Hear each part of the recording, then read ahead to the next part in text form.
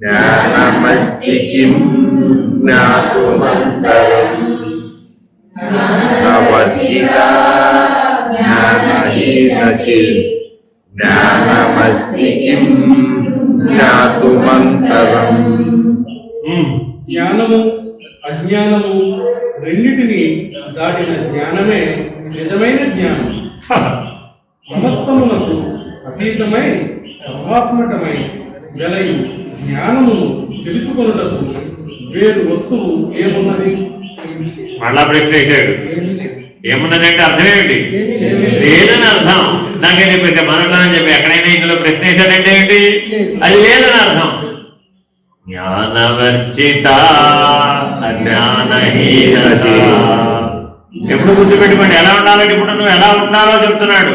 జ్ఞానవర్జిత, ఇప్పటి వరకు ఏ జ్ఞానం ద్వారా అయితే నువ్వు వచ్చావో, ఏ పంచ వివేకాల ద్వారా నిర్ణయం చేస్తూ వచ్చావో అన్నింటినీ ఒక్క ఉదుటున వదిలేయాలి.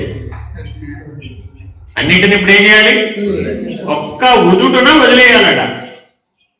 ఎలా వదిలేస్తావు? ఎలా వదిలేస్తావు? అబ్బా, ఎలా వదిలేస్తావు?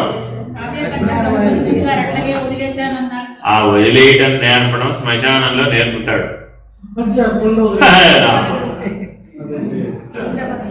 అందరికి సినిమాలు చూడలేదన్నమాట. ఏం చేస్తాడు? చితి మీద శవాన్ని పెడతారండి, బెజ్జం కొడుతూ ఉంటాడు, నీళ్లు గారిపోతూ ఉంటాయి, 3 సార్లు ప్రదక్షిణం చేయిస్తాడు. తర్వాత ఏం చెప్తాడు? వదిలే ఆయన. ఉపదేశ వాక్యం ఏమిటంటే ఇప్పుడు వదిలే. జ్ఞానవర్జిత అజ్ఞానహీన చిత్. చిత్ అనేది అజ్ఞానం. ఇప్పటి వరకు చిచ్చక్తి, చైతన్యం, చిత్ప్రకాశం, చిదగ్ని, చిదాకాశం, ఎంత విశేషం అంటే అవన్నీ అసలు అవి తెలుసుకోవడమే మానవుడు వల్ల కాదండి బాబు. ఇక్కడి నుంచి చూస్తే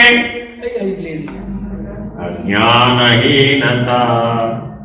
ఏదో అజ్ఞానంలో చెప్పానే బాబు అని వదిలి.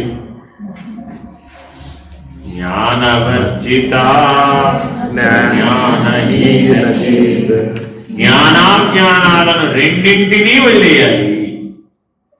నేను అజ్ఞానాన్ని పోగొట్టుకున్నానండి, జ్ఞానాన్ని పట్టుకున్నానండి అంటే లాభం లేదు.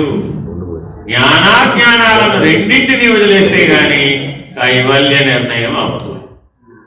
కేవల జ్ఞానం ప్రాప్తించదు, కేవలాత్మ నిర్ణయం అవ్వదు. బాగా గుర్తుపెట్టుకోండి.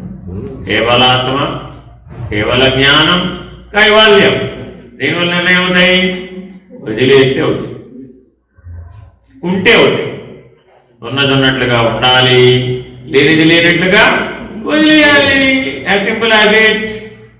ఉన్నది ఉన్నట్లుగా ఉండాలి, లేనిది లేనట్లుగా వదిలేయాలి, అంతే. ఇక్కడ వేరే చేయడానికి ఏం లేదు. ఏమంటే ఏమన్నా మంత్రోపదేశం చేస్తారంటారా మీరు? నాకు ఉన్నది ఉన్నట్లుగా ఉండవయ్యా. ఏష ఆదేశ, ఏష ఉపదేశ. ఈ స్థాయికి వచ్చినటువంటి గురువు గారు ఏది చెప్పినా ఏష ఆదేశ, ఏష ఉపదేశ. మళ్ళీ ఆయన దగ్గరికి ఏమంటే నాకు చెవులే అన్న మంత్రం చెప్తారా అంటే ఆయన ఏం చెప్పినా అది మంత్రమే బాబు. మాటే మంత్రము. ఆయన ఏంటి మాట్లాడినా మంత్రస్థితిలో నుంచే మాట్లాడతాడు. ఎందుకని? దాన్ని అనుసరిస్తే నువ్వు మనస్సు స్థితి నుంచి అజ్ఞాన స్థితి నుంచి జ్ఞానస్థితికి, జ్ఞానస్థితి నుంచి కేవల జ్ఞానస్థితికి నువ్వు ఎదుగుతున్నావు కదా. కాబట్టి గురువాక్యం అనేటటువంటిది ఎటువంటిదయ్యా అంటే అన్ని ఉపదేశాలే.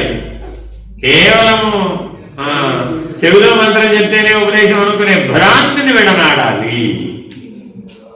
అదేనండి, ఆ భ్రాంతి ఎక్కడ ఉంటుంది? ప్రాప్యతే ఫలం.